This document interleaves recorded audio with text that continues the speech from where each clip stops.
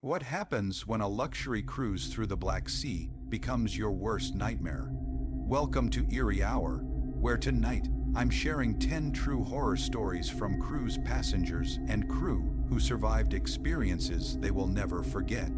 To protect privacy, names and certain details have been changed. But these stories are completely real, and they may make you rethink ever stepping onto a cruise ship again. From people who vanished without explanation to deadly outbreaks at sea, each story is darker than the last. Have you ever been on a cruise? What is your scariest travel experience? Drop your location and current time in the comments below. And if you're ready for stories that will stay with you long after they end, hit that subscribe button and let's dive into the darkness together. My name is Alexi, and on March 15th, 2024, I watched a woman disappear from Deck 7 of the MS Crimson Wave, while the crew acted as if she had never existed. I am a marine biologist from Sevastopol, and I have spent the past 10 years studying the ecosystems of the Black Sea. I have seen things in deep water that most people would never believe, but nothing prepared me for what happened on that cruise. Nothing prepared me for her. I boarded the MS Crimson Wave in Constana on a cold Tuesday morning. The ship was breathtaking, the kind of luxury liner that makes you forget you are floating on open water. I wasn't there to relax. For months, I had been tracking marine migration patterns along the Black Sea coast, and this cruise would take me through several important research zones. Traveling alone had become normal for me. It was easier to work without distractions, without forced conversations, without carrying the expectations of other people. The first day passed quietly. I spent most of it on the upper decks with my equipment, collecting water samples and writing notes. The sea was calm, almost unnaturally calm for mid-March. Other passengers stayed mostly to themselves, couples on romantic trips and families beginning their spring vacations. I liked the distance, but that evening, during the welcome dinner, everything changed. She was sitting alone near the windows, sketching in an old leather journal. Her hands moved with confidence, dark hair falling across her face as she worked. I usually avoid talking to strangers, but something about her focus pulled me in. Maybe it was how completely she seemed lost in her own world, untouched by the noise around her. Maybe it was a loneliness I didn't want to admit. I told her her drawing was beautiful.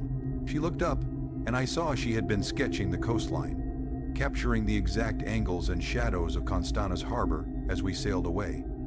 I asked if she was an artist.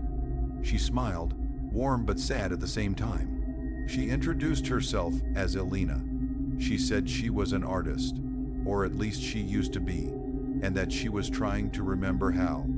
Her Romanian accent was soft and calm. We talked for hours that night. She told me she was traveling alone, searching for inspiration after years of feeling blocked. She grew up in Bucharest, but always felt connected to the sea.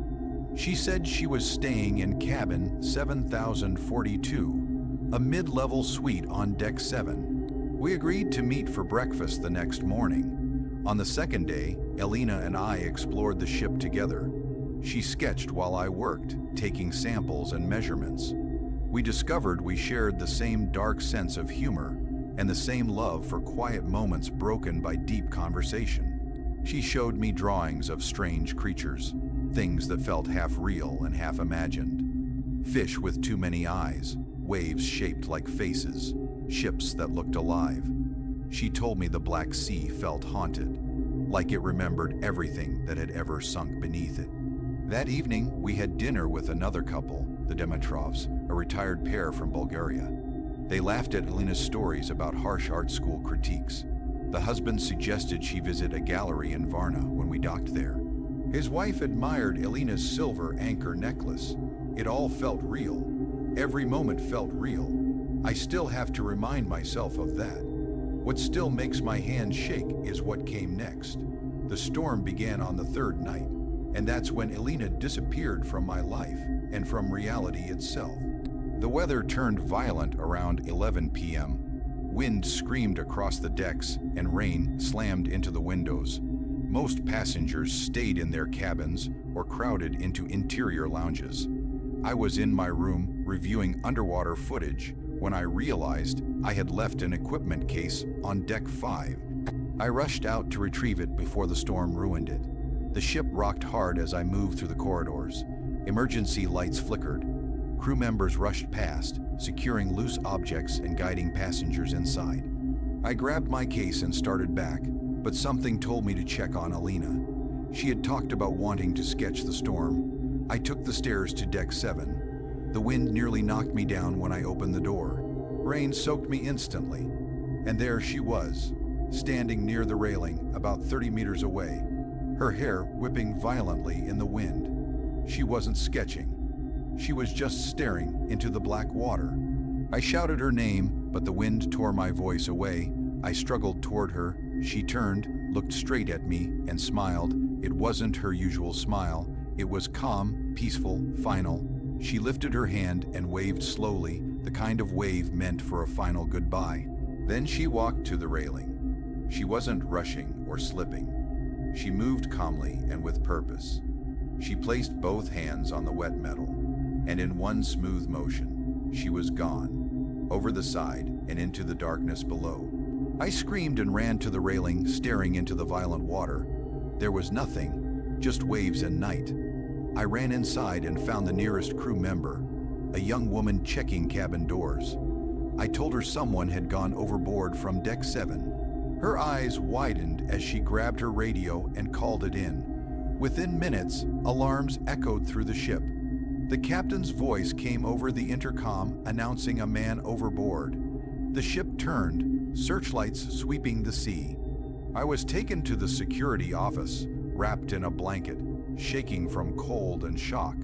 That was when the nightmare truly began. The head of security, a serious Greek man named Stavros, asked me to explain everything. I told him about Alina, deck 7, and how she jumped. He typed into his computer and frowned. He asked for her full name. I told him I didn't know her last name and said she was in cabin 7042. He paused, then told me that cabin 7042 belonged to an elderly couple who had been there since boarding. I told him he was wrong. He showed me the passenger list. There was no Alina, no woman matching her description. We reviewed every passenger photo. She wasn't there. The search continued for 3 hours. Nothing was found. The next morning, exhausted and desperate, I approached the Dimitrovs at breakfast and asked about Alina. They looked confused.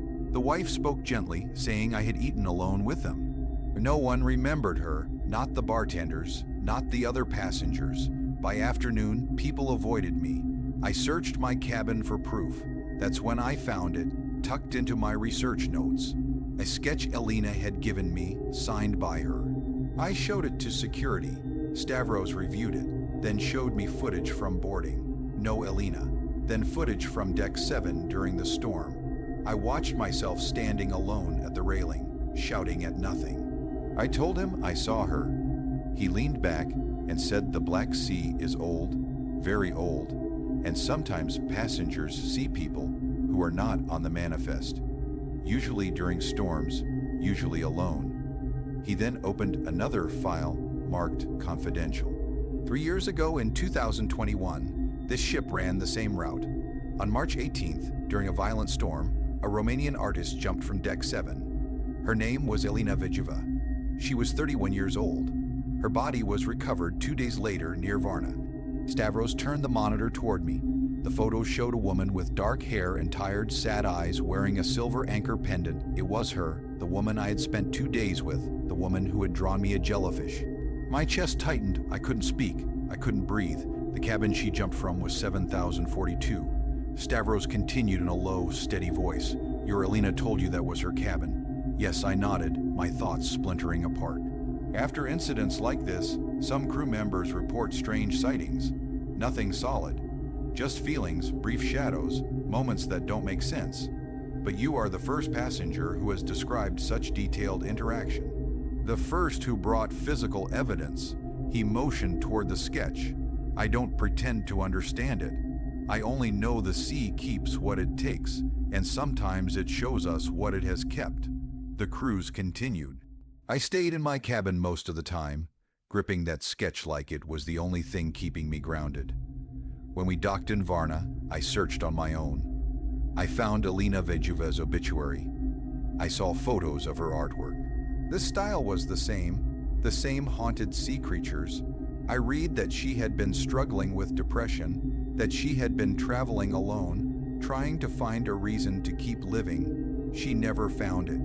I'm back on land now, back in Sevastopol. The sketch hangs in my office, carefully preserved. Some days I tell myself I experienced a shared hallucination, brought on by isolation and the hypnotic rhythm of the sea. Other days I know with complete certainty that Alina found me on that ship. That for 2 days she was real again, present again, connected again. That maybe the Black Sea gave her one last chance to feel what she had been searching for. Companionship without judgment, conversation without masks, a moment of peace before the storm. I don't take cruises anymore. I study the sea from the shore now. But sometimes when the wind is just right and the water is dark, I swear I can see her standing at the edge of the waves, sketchbook in hand, finally drawing the beauty she could never fully capture in life. And I wave back to the woman who made me question everything I thought I knew about what is real, what is possible, and what the sea remembers in its ancient, endless depths. They call me Marina now, though. Back in Bucharest, I used a different name in a different life. I'm 41 years old, and what happened aboard the MS Azure Dream during the summer of 2023 destroyed every illusion I had about control. I was the chief medical officer on that ship, responsible for more than 1,000 lives. And on July 8th, I diagnosed something that should have remained buried in medieval graves forever. The Istanbul departure was perfect. Clear skies, excited passengers, a ship running smoothly. I had worked on luxury cruise liners for 12 years, and the Azure Dream was the finest vessel I had ever served on. Advanced medical facilities, an experienced crew, routes that showed off the Black Sea's most beautiful ports. My medical team included 2 nurses, a physician's assistant, and enough supplies to handle almost any emergency. We were confident, professional, completely unprepared. Trabzon was our first stop. A Turkish port city filled with Byzantine ruins, crowded markets, and newly opened archaeological sites that promised a look into ancient history. Most passengers went ashore for tours.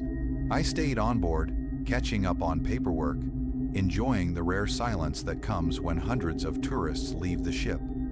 They returned that evening sunburned and cheerful, carrying souvenirs and stories. Everything seemed normal.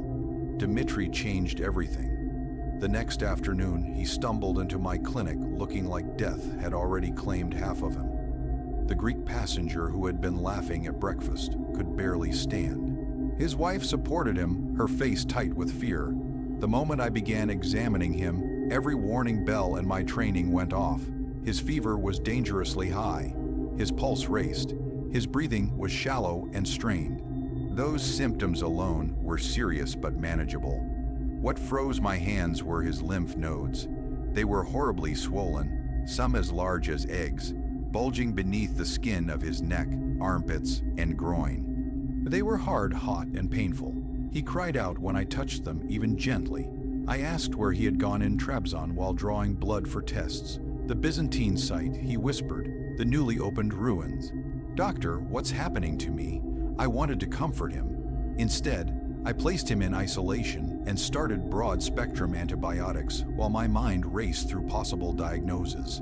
Severe infection, contaminated water exposure, but something about the pattern, the speed, the swelling, dragged up fragments from my medical school lectures on historical diseases. 6 hours later, 3 more passengers arrived with identical symptoms. By midnight, there were 12 cases. By dawn, 47 passengers and 3 crew members were infected. The illness spread like wildfire. Within a day, swollen lymph nodes turned into blackened skin lesions. Lungs began to fail. Delirium set in. Patients declined so fast I struggled to decide who needed help first. I worked through the night, running tests, checking databases through satellite internet. At 3 a.m. on July 9th, staring at the results, I accepted the impossible. Yersinia pestis, bubonic plague, the Black Death, alive and spreading through my ship. Captain Henrik believed me, despite how unbelievable it sounded. He contacted Turkish maritime authorities and every major health organization. The response was immediate: full quarantine. No port would accept us. We were trapped at sea. Every person aboard a possible carrier of a disease that belonged in history books. Panic spread faster than the infection. Someone posted online before communications were restricted. By morning, everyone knew, and plague is a word that shatters reason. I turned the ship's theater into a hospital.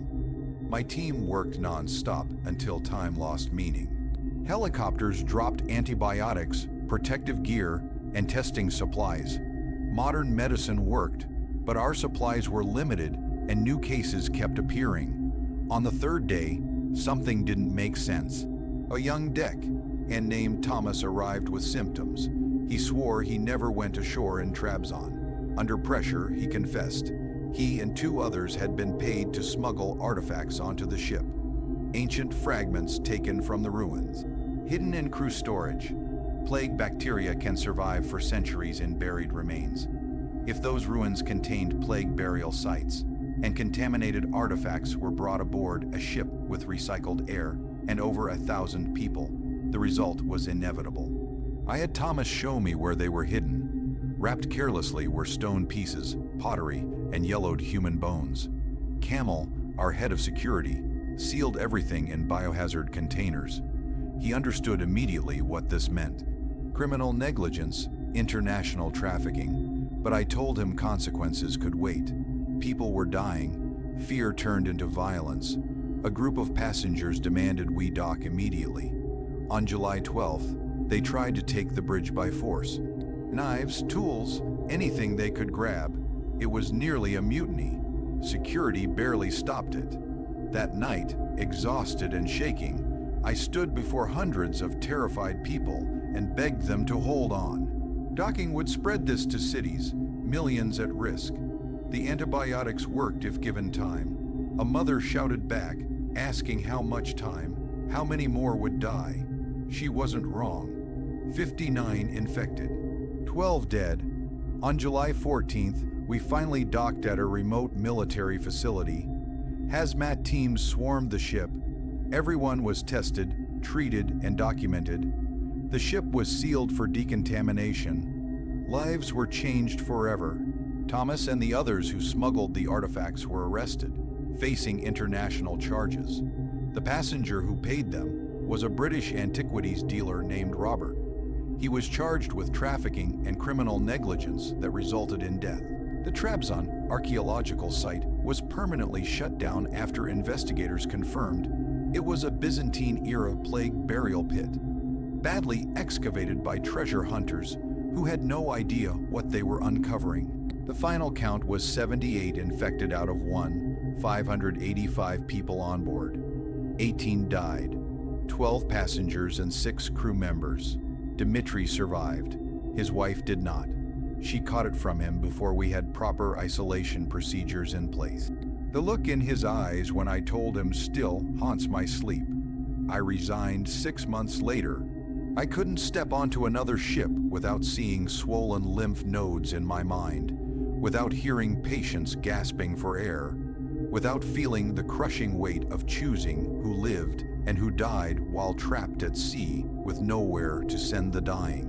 The WHO studied our outbreak closely, published papers, updated global protocols. They called me a hero for stopping the spread. Heroes don't carry 18 names around their neck like stones. I work in a small clinic in Bucharest now. Solid ground, fresh air, no sealed corridors pushing ancient bacteria through recycled systems. But sometimes I see tourists planning archaeological tours, and I want to stop them. I want to tell them to leave the past buried. Leave the dead alone. You don't know what waits inside disturbed graves. The Azure Dream was scrapped, too contaminated, too haunted by what happened on board. I still wonder if they recovered every artifact Thomas smuggled, or if somewhere in storage yards or scrap yards, fragments of infected Byzantine pottery are still sitting quietly, carrying dormant bacteria, waiting for curious hands. History isn't safely locked inside museums. It lives in the soil, in bones, in graves we were arrogant enough to open. We dragged the Black Death out of medieval burial pits in 2023 for stolen souvenirs and the false belief that modern medicine had conquered everything. 18 people paid for that belief with their lives, and I remember every one of their names. My name is Christopher, and on our honeymoon cruise departing Odessa on September 3rd, 2024, my wife and I were upgraded to cabin 313, the same cabin where 3 previous guests had taken their own lives. We didn't know that when we stepped inside, champagne glasses raised, laughing at our unbelievable luck. We thought the universe had finally decided to be kind to us. Sophie and I had saved every spare dollar for this Black Sea cruise, cutting costs everywhere we could. We booked the cheapest interior cabin, no windows, barely enough space to stand. So when the cruise staff stopped us during embarkation and told us we'd been upgraded to a premium balcony suite at no extra cost, it felt unreal. Sophie squealed with excitement, grabbed my arm, bouncing like a child on Christmas morning. She was 26, bright smile, auburn hair glowing in the Ukrainian sun. We'd been married 8 days. This trip was supposed to be the beginning of our story, the memories we'd tell our kids one day. Instead, it became the thing that destroyed us. Cabin 313 was beautiful. A large living area, soft furniture, a king-sized bed with crisp sheets, a luxury bathroom, and the balcony. That balcony, private, overlooking the endless Black Sea. Chairs perfect for morning coffee or quiet nights with wine. The cabin sat on deck 3, quiet, away from crowds, isolated. We thought that meant peaceful. This is incredible, Sophie whispered, spinning slowly in the room. Christopher, how did we get this lucky? Probably an overbooking, I said, unpacking. Someone canceled. Who cares? We're here. The first day was perfect. We explored the ship, watched Odessa fade into the horizon, ate too much food. Sophie took photos non-stop, posting about fairy tale honeymoons and dreams coming true. That night we danced, laughed, made love as the ship rocked gently beneath us. When we fell asleep around 2 in the morning, holding each other, I remember thinking my life couldn't possibly be better. At 4 a.m., Sophie shook me awake. Christopher, wake up. Do you hear that? Hear what? I mumbled, the crying. She whispered, someone is crying inside the walls. I listened, just the low hum of engines. Waves, nothing else. It's pipes. I said softly, ships make strange sounds. No, she said, it was a woman, sobbing. I held her until she relaxed, but she stayed tense beside me for a long time before sleep finally took her. I brushed it off. New place, stress, nerves. The next day was Sevastopol. We explored, bought souvenirs, laughed again. Sophie seemed normal, just tired. She avoided talking about the night before. That evening, while she was fixing her makeup, she screamed. I ran into the bathroom and found her pressed against the wall, shaking, pointing at the mirror. Steam covered the glass, and slowly, letters were forming on their own. Get out. I wiped the mirror clean. Nothing underneath, just glass. Sophie was trembling. I watched it appear. She whispered, something wrote it. That's impossible, I said, though my voice didn't sound convincing. That night, I asked guest services for a cabin change. The desk clerk checked and shook her head. The ship was full, every room occupied. When she asked if there was a problem, I lied and said no. Sophie was furious. So we're trapped there. It's only 2 more nights, I said. We can handle that. We couldn't. The second night, Sophie fell asleep quickly. I stayed awake around 2 a.m. I drifted off, cold air woke me, the balcony door was open. Sophie was standing at the railing, leaning toward the black water below. I grabbed her, pulled her back inside, locked the door. Her eyes were empty, lips moving silently. When she finally focused on me, she had no memory of it. She swore she didn't sleepwalk. I didn't sleep again. The next morning, while Sophie was at breakfast, I asked the housekeeper about the cabin. Her face went pale. She whispered that we should never have been placed there. 3 people had jumped from that balcony. All at night, all within 2 years. One was on her honeymoon. I told Sophie everything. We tried sleeping in public areas, but security forced us back to our room. I barricaded the balcony door, tied us together, set alarms at 4 a.m. Sophie sat up, whispering. Her eyes were wrong. They're lonely, she said. They want me to join them. I held her until sunrise. She snapped out of it around 6 a.m., looking at me with confusion and exhaustion. What happened you don't remember? I remember dreams, voices, Christopher. I feel like I'm losing my mind. We docked in Soch. I at 10:00 a.m. on September 6th. I have never felt relief like that in my life. Seeing land felt like survival. We got off the ship and never looked back. We didn't even gather all our luggage. We grabbed what we could and left as fast as possible. Once we were back on solid ground, Sophie seemed fine. She laughed it off. She said it must have been stress, bad food, or some temporary mental break from wedding planning. She said it was nothing serious. She didn't remember standing on balcony. She didn't remember the voices or the things she said about the water. But I remembered everything, and 6 months later, when she filed for divorce, I finally understood why I couldn't let it go. I couldn't stop talking about the ship, the cabin, the suicides. I spent nights researching, trying to understand what happened. She said I had become obsessed, paranoid. She said I turned our honeymoon into something monstrous, something bigger than it ever was. You're making me feel crazy, she said during one of our last fights.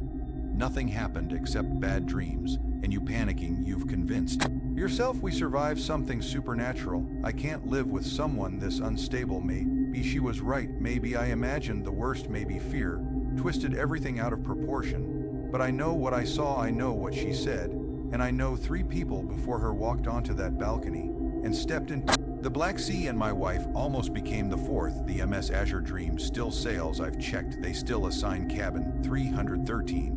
I think about how many people have stood at that railing in the dark, hearing whispers from the water, feeling that pull below. I wonder how many were saved in time, and how many weren't. Sophie moved on. She remarried last year. From what I heard, she's probably right, that I'm obsessed, that I'm broken, but I'm alive, and more importantly, she is too. Even if she doesn't remember why that matters, even if I lost her trying to protect her. Some rooms remember what happened inside them. And cabin 313 remembers how to kill. My name is Victor, and on November 19th, 2023, during routine maintenance between Batumi and Constana, I found something living in our ship's engine room that wasn't human. Well, it had been human once, but 30 years at sea teaches you the difference. And what I encountered deep inside the MV Carpathian Star crossed a line that can never be crossed back. I had been chief engineer for 8 months. She was a cargo passenger, hybrid, hauling freight and cheap tourists across the Black Sea. Nothing fancy, just steady work. The engine room was mine. 4 levels of machinery, pipes, generators, systems passengers never saw. I knew every sound, every vibration. That's how I noticed when something changed. It started 3 days out of Batumi.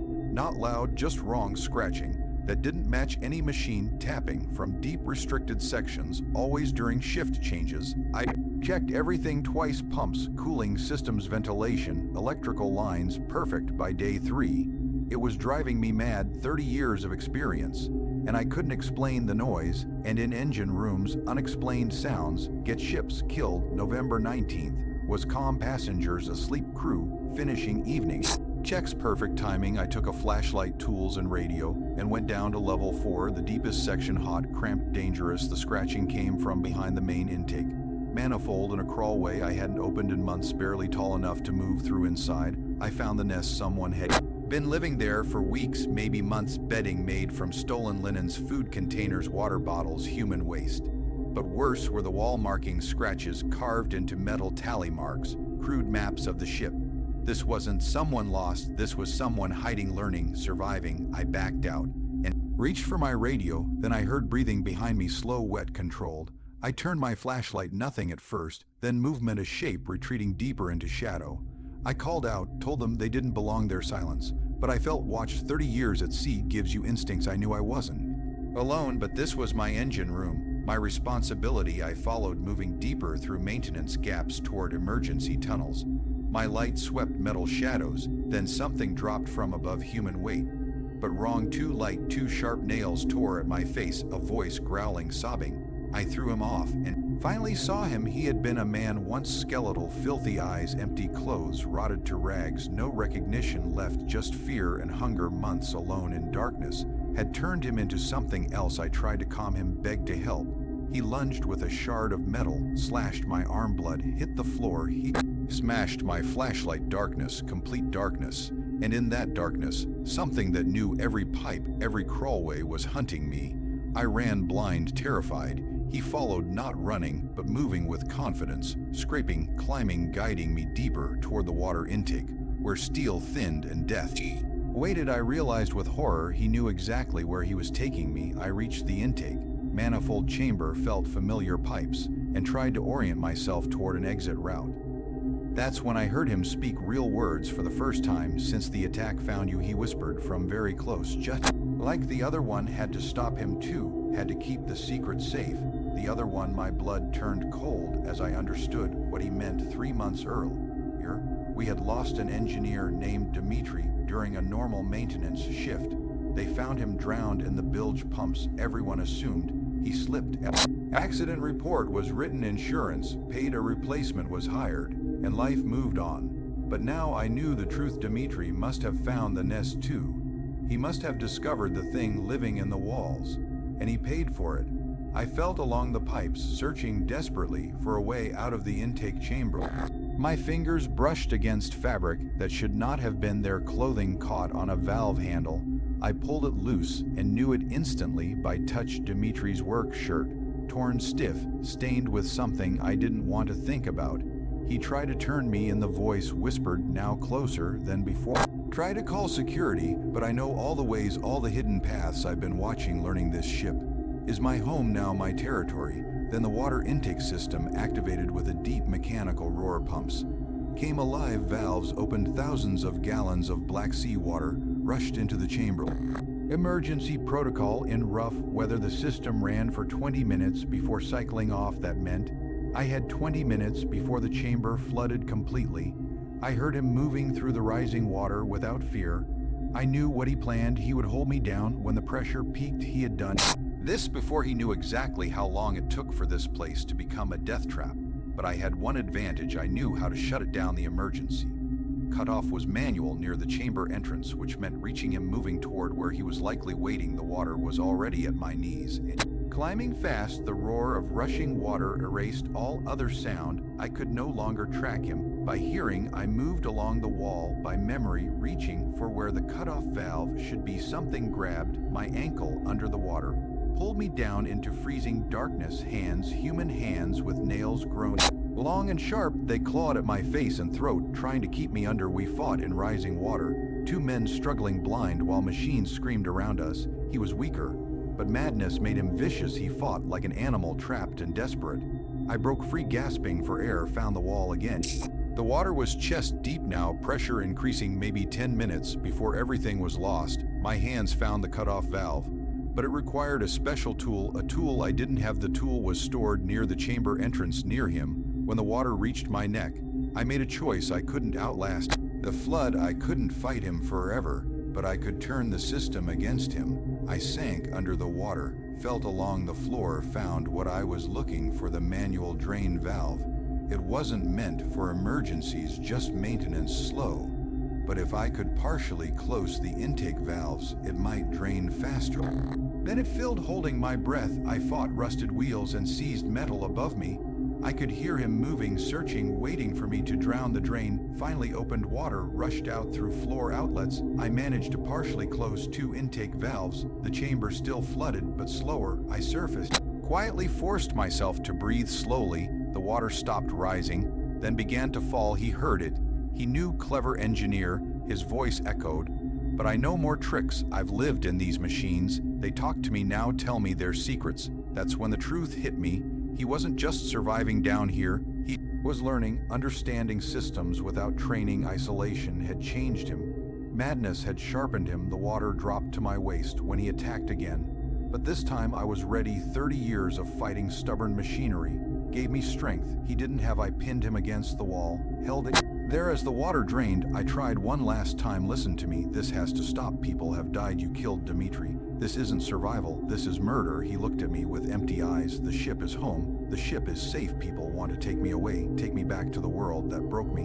I won't let that happen. That's when I understood this wasn't just isolation. He had been broken long before the ship and deep in its machinery. He found the only place he belonged. I held him underwater until he stopped struggling, until what had once been human went still. Then I opened the main drain fully and let the Black Sea take the rest. I retired the next day. 30 years at sea ended in one engine room. The report said an unknown vagrant fell into the intake during maintenance. No investigation, no questions, no mention of Dmitri. I moved to a small apartment in Sevastopol, as far from the water as possible.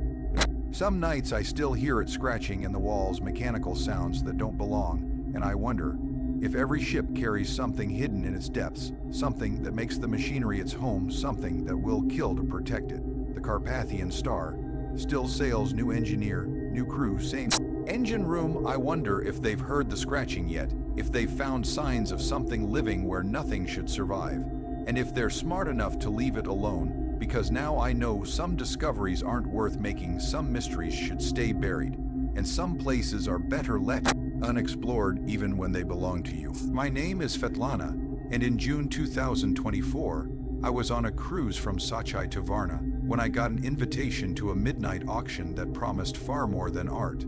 I deal in high-end antiquities, Byzantine icons, Ottoman manuscripts, rare pieces worth more than most people earn in a lifetime. I thought I had seen the darkest corners of the art world. Forgers, smugglers, collectors who never asked questions, and I had spent 15 years navigating it all, building a reputation as someone discreet, connected, and willing to look the other way for the right price. I thought I knew corruption. I was wrong. The MS Baltic Rose was a luxury ship, catering to wealthy Russians seeking quiet summer cruises on the Black Sea. I booked the trip to network 3 oligarchs, 2 museum curators, all potential clients. The first 2 days went exactly as expected. Champagne, caviar, carefully casual conversations about collections and availability. Business hidden as pleasure. Then, on the second night, an invitation slipped under my cabin door. Thick card, gold embossing, no envelope, it said. Exclusive private auction. Deck 2. Storage room 7. Midnight. Invitation only. Absolute discretion required. No signature, no RSVP, just the time and room. I should have been suspicious, but curiosity is part of my trade. Exclusive usually meant items too valuable or dangerous for public sale. Pieces that made careers, fortunes, at 11:55 p.m. On June 16th, I went to Deck 2, the storage deck, normally off limits to passengers. Dim corridors, dim lights, empty. Room 7 was at the end of a narrow hallway, door ajar, light spilling out. Inside, the space had been transformed. 20 chairs arranged theater. Style faced a small platform. Velvet curtains hid racks and industrial equipment. Professional lights focused on the platform. About a dozen people were already seated, wealthy, looking, Russian or Eastern European, all watching me with careful neutrality. A man in a suit nodded me to a seat. No introductions, no small talk. I sat in the back row, recognized 2 people from Moscow art circles and a Ukrainian I had worked with years ago. None acknowledged me. Professional courtesy, see nothing, remember nothing, admit nothing. At midnight, a woman stepped onto the platform. 40, immaculate, speaking Russian with a Moscow accent. Welcome to tonight's special collection. All items available for immediate purchase. Payment in cryptocurrency only. Anonymous. Untraceable. Bidding starts shortly. She began with familiar pieces. A Faberge cigarette case. Questionable provenance, but genuine craftsmanship. $50, 000. Then a stolen Byzantine icon, bidding $200, 000. Illegal, black. Market, expected. But then the items changed. She presented a complete identity package. EU passports, driving licenses, birth certificates, financial records, all customized. Perfect for relocation or business requiring discretion. Suddenly, I understood this was no longer art smuggling. It was a full criminal marketplace. Documents sold for $75, 000. Then encrypted devices, corporate credentials, banking access, and consulting services for moving money. Money laundering in plain sight. I should have left. I should have recognized I'd stumbled into something far beyond forgery or theft. But I stayed, frozen by the audacity of running this on a passenger ship. Curious how deep it went. Then came the last items. The woman's tone shifted, almost apologetic. Our final offerings tonight are experiential packages for distinguished clients seeking ultimate discretion. She pressed a remote. Curtains opened, revealing a one-way mirror. Behind it, a small room. 3 young women, 2 young men, all in crew uniforms, all terrified. Each package, 12 hours exclusive access, no questions, complete privacy. Crew members selected for vulnerability signed confidentiality agreements. Starting bid $25, 000 per package. The room erupted in casual bidding as if these terrified humans were art. I felt my blood freeze, then burn. Human trafficking. Crew sold for entertainment, and everyone present treated it like a normal transaction. I forced my face neutral, pulled out my phone, pretending to check messages while recording. Microphone on the platform capturing every word. 3 packages sold. Buyers received room numbers. Clinical, professional, monstrous. This concludes tonight's auction. Collect your items from the processing area. Absolute discretion required. People rose and moved to a side door. I needed to leave to get the recording to authorities, but the Ukrainian I'd recognized earlier locked eyes with me, saw my phone, whispered something to the man in the suit. The suited man's eyes met mine, cold, calculating. He spoke into a radio. I walked toward the exit, trying to look calm. 2 security officers appeared, blocking the corridor. Ship uniforms, but their eyes were wrong. Hard, professional. We need you. Routine verification. I turned and walked the other way, faster. They followed, footsteps echoing. Miss, please stop. I ran in heels, awkwardly, stairwell 2 at a time, up toward the passenger decks. Radio chatter behind me, footsteps. They weren't subtle anymore. I reached deck 5, crowded bar area. Couldn't be grabbed in public. Blended in, mind racing. My phone held proof, but I couldn't call anyone. The ship's comms were compromised. I needed to survive until Varna. Stay in public spaces. Keep recording safe. I ordered a drink, hands shaking, scanning for officers. One appeared watching, speaking into radio, waiting for me to make a mistake. The bartender, young Romanian woman, maybe 25, one of the terrified crew behind the mirror. I whispered, please, I can help you. They'll kill me before we reach port. Her eyes were empty. No one helps. Try and you die. If I help, I die. We're already dead in every way that matters. I had recordings, names, proof. The first officer is part of it, half the security, the director. They control the ports too. My stomach dropped. She walked away, leaving me alone. I spent the night in the 24-hour cafe, watched by the officer outside. Every move I made, they moved. Every exit I approached, another appeared. They didn't grab me. They waited for me to tire, to make a mistake. By dawn, I had a plan. Risky, maybe stupid, but the only one I could see. Varna, 10 a.m. Disembarkation chaos, hundreds of passengers. 30 minutes where security was thin, at 8 a.m. I uploaded the recording to 3 cloud accounts, sent encrypted links to contacts in Moscow, Berlin, London. Instructions to open if I didn't report within 48 hours. Digital dead man switch. I packed in my cabin. Security officer stationed outside, blatant now. I smiled, preparing to disembark, excited for Varna. He smiled, be careful. Foreign ports are dangerous if you don't know the right people. At 9:30, disembarkation began. I moved with the crowd, surrounded by witnesses.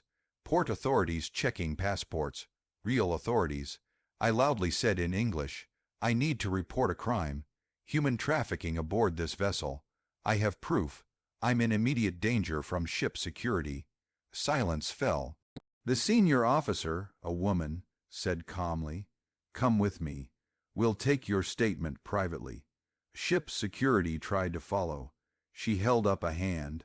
No jurisdiction here. Passenger under our authority now.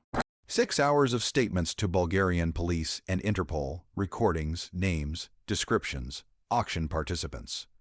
Russian and Ukrainian authorities notified. Within 24 hours, raids across 3 countries. 3 ship officers arrested, including first officer and head of security. Auction woman disappeared, probably warned by buyers. 7 crew rescued. 12 buyers identified. Most may escape prosecution through immunity or lawyers. I testified for months, lost clients, my business collapsed. Discretion valued over morality, but the 7 crew were free, the operation dismantled. Wealthy predators now know privacy isn't guaranteed. Someone might act instead of staying silent. I still deal in art, differently, small clients, verified provenance, nothing that funds horror.